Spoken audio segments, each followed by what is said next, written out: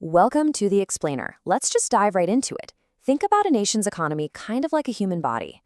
I mean, goods and services don't just magically teleport from where they're made to where they're needed, right? Just like our bodies absolutely rely on veins and arteries to pump blood and oxygen, an economy needs its own vital lifelines to survive, function, and really grow. Here's our roadmap for this explainer.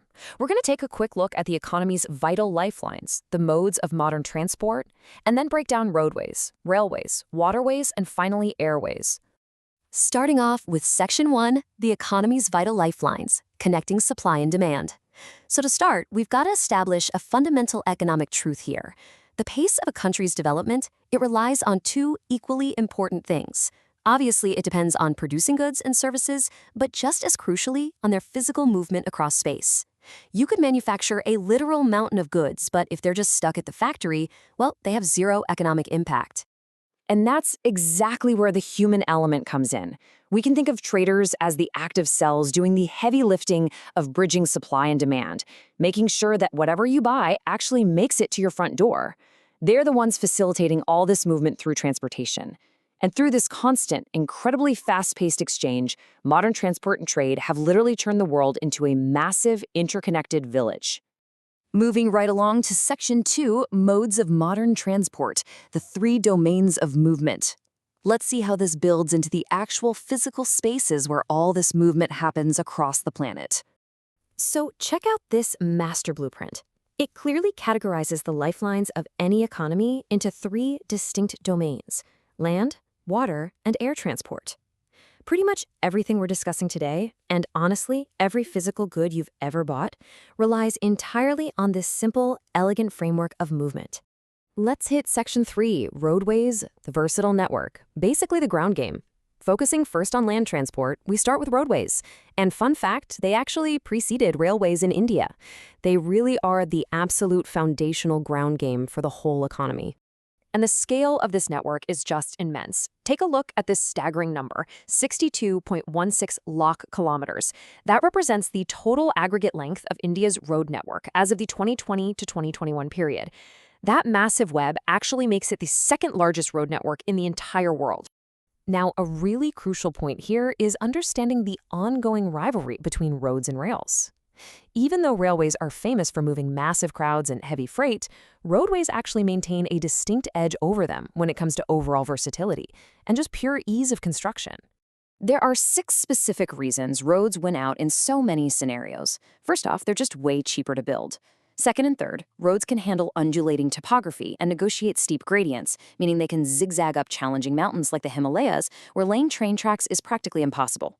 Fourth and fifth, they're super economical for short distances and provide door-to-door service, which drastically cuts down on the cost of loading and unloading. And finally, they act as the ultimate feeder system. And when you look at these modern multi-lane highways, you really see how they act as that essential feeder system. They're the connecting links that tie everything to railway stations, airports, and seaports, essentially binding the whole network together. All right, on to Section 4. Railways, overcoming geographic hurdles, the heavy lifters. Let's shift gears to the true heavy lifters of the national economy. They carry huge volumes of freight and passengers, but unlike roads, they require very specific geographical conditions to actually thrive. See, the distribution pattern of the railway network is heavily dictated by the local geography. For instance, the Northern Plains provided the absolute perfect environment for railway growth. You've got vast level lands, a super high population density, and rich agricultural resources. It basically acted as this massive hub of economic activity that was just begging to be connected. But railways constantly have to battle these geographic villains. Construction gets incredibly difficult, or sometimes just impossible, when you're facing wide riverbeds that need massive bridges, or high relief like the Himalayas. They also really struggle in the sandy plains of Rajasthan, the swamps of Gujarat, and the densely forested tracts of central and eastern India. It's a stark contrast to those highly versatile roadways we just talked about. Section 5, waterways, inland and overseas, the fluid arteries. Now we're transitioning off the land entirely to look at waterways. Think of these as the fluid arteries, carrying massive volumes of bulky, heavy goods both inside the country and across the globe. There's this immense spectrum to water transport. On one hand, you've got the everyday, critical utility of inland river ferries, which locals rely heavily on just for daily movement. And on the flip side, you have the heavy-duty scale of massive overseas cargo ships. Both are completely vital, just at different layers of the economy. To manage that internal flow, India utilizes very specific river corridors designated as national waterways. It's amazing how the country harnesses these immense natural stretches, like the 1,620 kilometers of the Ganga River for National Waterway 1, or the 891 kilometers of the Brahmaputra for National Waterway 2, to move resources incredibly efficiently across the landmass. Then, for international external trade, seaports step up to handle incredibly heavy and oversized cargo.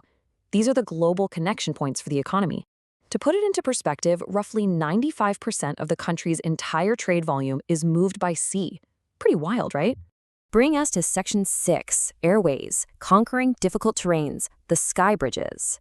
Finally, let's explore our last domain.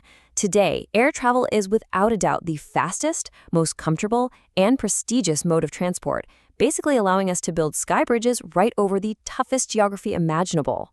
Which brings up a really interesting question about how geography dictates transport. Why is air travel so specifically crucial and highly preferred in the northeastern states of India? Well, think about the Northeast for a second. It's marked by the presence of massive rivers, highly dissected relief, incredibly dense forests, and frequent, devastating floods. Land transport is just incredibly tough there. So air travel, particularly utilizing helicopters like Pawan Hans, is absolutely essential. It lets you completely bypass those obstacles to access difficult terrains and offshore operations.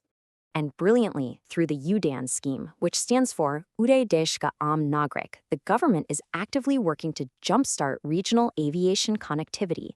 By rolling out incentives and enabling policies, this scheme is transforming these vital sky bridges from what used to be a prestige luxury into an affordable, everyday lifeline for common citizens.